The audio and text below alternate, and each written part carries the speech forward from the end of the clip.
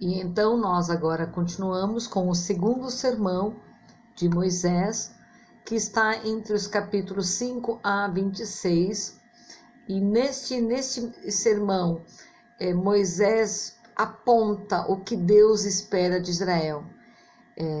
São a instrução detalhada. E neste momento nós vemos então que Moisés, ele vai repetir, ele vai ensinar, ele vai falar a essa nova geração aquilo que eles não tinham talvez percebido quando os pais receberam os 10 mandamentos, todas as ordens acerca de como eles deveriam agir na terra prometida.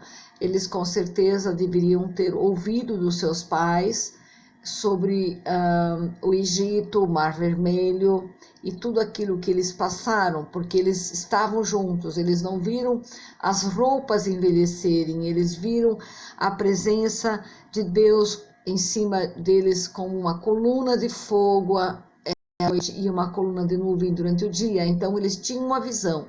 Entretanto, eles não eram aqueles alcançados, como Deus fala no momento de os espias voltarem da terra da Canaã, quando eles decidem então afrontar a Deus.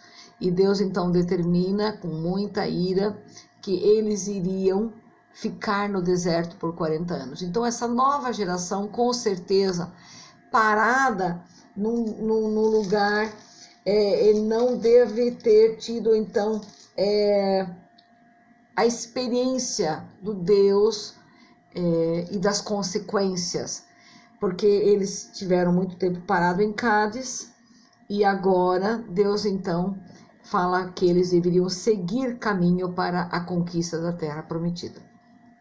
Então essa segunda pregação começa no capítulo 5, nos versículos de 1 a 5, nós vemos então uma repetição dos 10 mandamentos. E neste momento nós vemos Moisés dando algumas instruções do que o povo deveria fazer.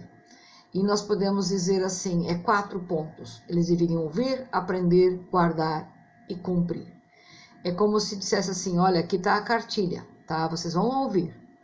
E desse momento vocês vão aprender. Aprendendo, vocês guardem. Depois disso, vocês vão ter que cumprir. É um conselho certo para o povo de Deus em todo o tempo. Nós ouvimos a palavra, aprendemos, guardamos no nosso coração, para depois pôr em prática. Sem isso, esse ciclo, não há transformação, não há aprendizado, vamos dizer. E aí nós vemos a repetição dos 10 mandamentos através dos versículos 6 até o 33, com uma diferença. No versículo 15, Moisés detalha ali, nesse momento, quando ele fala do guardar o dia do sábado, ele fala, lembra-te que fostes escravo no Egito e que o Senhor, o teu Deus, te tirou de lá com a mão poderosa e com o braço forte. Por isso o Senhor, o teu Deus, te ordenou que guardes o dia do sábado. Então, esse mandamento ficou ligado com a liberdade da escravidão lá do Egito. Nós vamos ver no capítulo 6 uma linda profissão de fé, uma linda profissão que nós também devemos ter, né? Então, é um cumprimento da lei dada por Deus. Nos versículos 1 a 3, de novo, agora nós vemos Moisés falar do propósito da lei que foi dada ao povo de Deus. Esse propósito, ele tinha o interesse de fazer, guardar e ouvir com fidelidade e cuidado, né? O povo de Israel tinha por obrigação fazer, guardar e cumprir com fidelidade e cuidado. E nós, como cristãos, também temos que pensar muito nisso. O que eu faço, né? Me faz chegar lá na frente, na minha vida, guardando e cumprindo com fidelidade o propósito da minha vida? E logo então no versículo 4 ao 5 nós vemos o verbo amar, o primeiro mandamento. E Jesus usa ele lá em Mateus 22:37, dizendo que ame ao Senhor, o seu Deus, de todo o teu coração, de toda a sua alma, de todas as suas forças, né? Dizendo, repetindo, e depois diz, e ao seu próximo como a ti mesmo.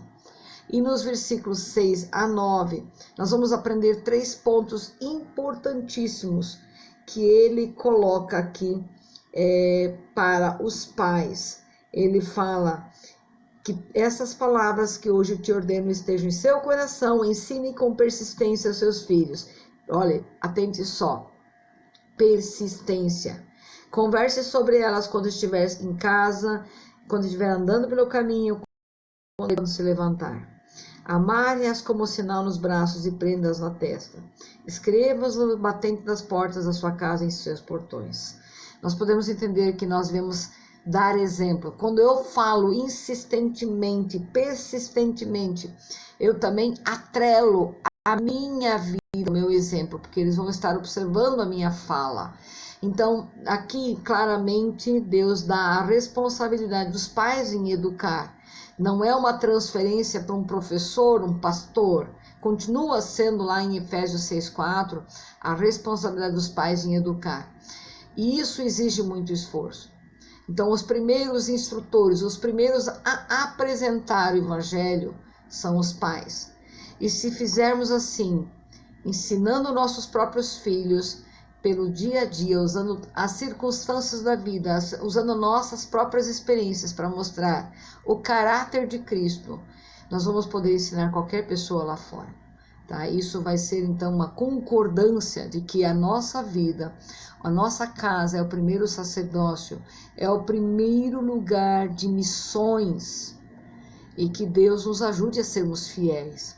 E aí no capítulo 7, nós podemos ver do versículo 1-8, como deveria ser, como deve ser a vida nova na terra prometida. Logo de imediato, Deus fala sobre as nações que deveriam ser expulsas, né? Ele diz claramente que é da vontade de Deus para o povo de Israel expulsar as 7 nações maiores e mais fortes do que eles. E ele fala para eles não tratarem com piedade, porque eles iriam ter uma empatia. Eles iriam acabar fazendo aliança com eles e deixá-los na terra. E fazendo isso, teria um perigo muito grande de eles desviarem daquele propósito de santidade, fazendo com que o povo de Israel também servisse aos deuses. Então ele fala para não casar, para não seguir deuses e não servir os seus altares, porque Deus é um Deus santo e quer um povo santo. E diz claramente, se Deus, o Senhor, escolheu eles entre os povos da terra para ser o seu povo, o seu tesouro pessoal. Então é a verdade. Nós também devemos entender que nós somos um tesouro pessoal para Deus.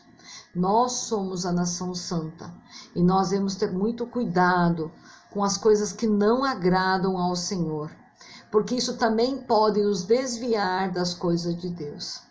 No versículo 6 ele fala que Deus é santo e ele continua sendo santo até hoje.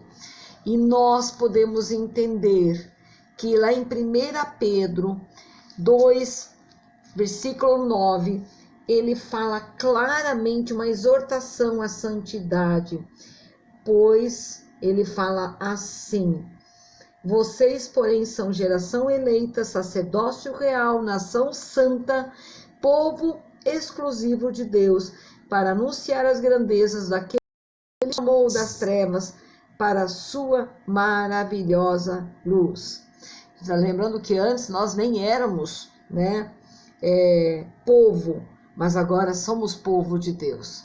E aí nós podemos ler também com graça os versículos 9 e 15, aonde ele continua dizendo que ele mantém a aliança e a bondade por 1000 gerações daquele que ama e obedece.